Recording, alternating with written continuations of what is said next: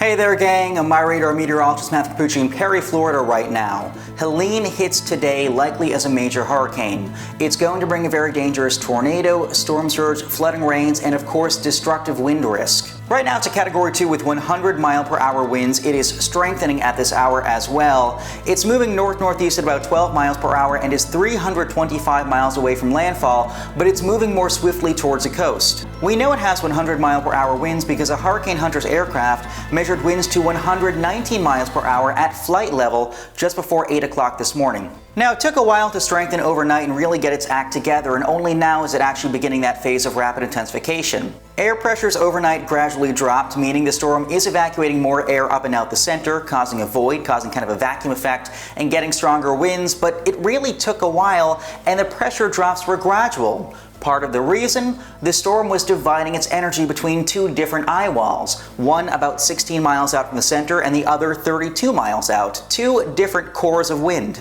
That double eye wall structure happened because dry air last night got inside the storm, kind of infiltrating it and causing kind of a messy inner structure. That's why the storm had to basically divide and conquer, and neither wind maximum got super duper strong. But I think that's changing right now, and I think the storm is set to become a major hurricane. If we look on infrared satellite, we see hot towers or plumes of convection, thunderstorm activity orbiting the center, sprouting once again, and lifting air up and out of the middle. But look how big the wind field is. Anything purple right there is hurricane force. So that means you can see hurricane force winds extend outwards about 60 miles from the center.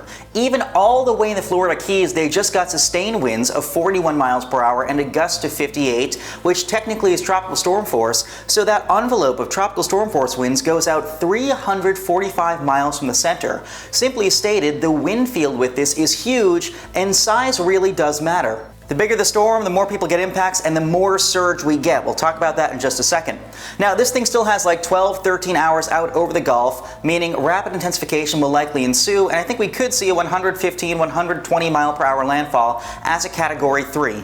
We expect landfall to be somewhere near Appalachia Bay, so like from Tallahassee or near or just west of Tallahassee, perhaps east towards Perry, somewhere in there in the Big Bend. I'm in Perry right now. I might relocate west just a little bit. Like we said, probably a Category 3. It could be a 4. Stranger things have happened, but right now I'd say bet on a 3, which still means major hurricane impacts. At the coast, where the eye wall comes ashore, that means gusts 115 to 125 miles per hour, penetrating inland to Highway 98 with gusts over 100 miles per hour. Big impacts for Tallahassee. Everybody's going to lose power. We'll all lose it around supper time tonight before the eye wall even gets here. There's just a huge broad area of winds. Tampa, you get your strongest winds, 60 to 75 miles per hour this afternoon. Again, strongest at the coast. I'd say right around 3 to 6 p.m. y'all get the worst. Then the system lifts north as it approaches landfall towards a Big Bend. Now, that earlier double eye wall and the resultant very broad wind field means an even greater surge threat.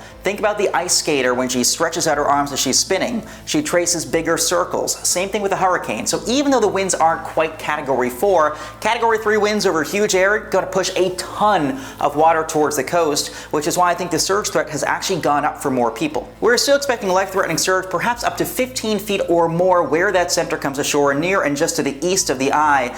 But, I think Tampa Bay already seeing about 2 feet of surge, could see up to 5, 6 feet. That's a pretty significant number there. So Tampa Bay, y'all are getting surge impacts too, all the way up and down the west coast of Florida, even towards Fort Myers, a couple of feet of surge are likely. Meanwhile, for the Florida Peninsula, a couple tornadoes are possible in the spiral rain bands. There's just so much spin from the hurricane coming through from Helene that any rain bands are actually rotating. So again, tornado threat possible. Tornado watch goes until 8 o'clock this evening. Stay vigilant all day long and make sure that if you do shelter from a tornado, it's as low as you can get without being at risk for flooding. Now, of course, MyRadar will be in the field. I'm in a hotel room right now, gearing up to go chase in the field. Mike Linden, Erica Lopez, our entire team will be on camera. I'll be here too, in the field, chasing, relaying reports. Stay with us for our live stream. Please stay safe. We'll have updates throughout the afternoon and the evening. Follow MyRadar on social media: Facebook, Twitter, Instagram, and YouTube. Download MyRadar on iOS, Android, Amazon Alexa, and Windows.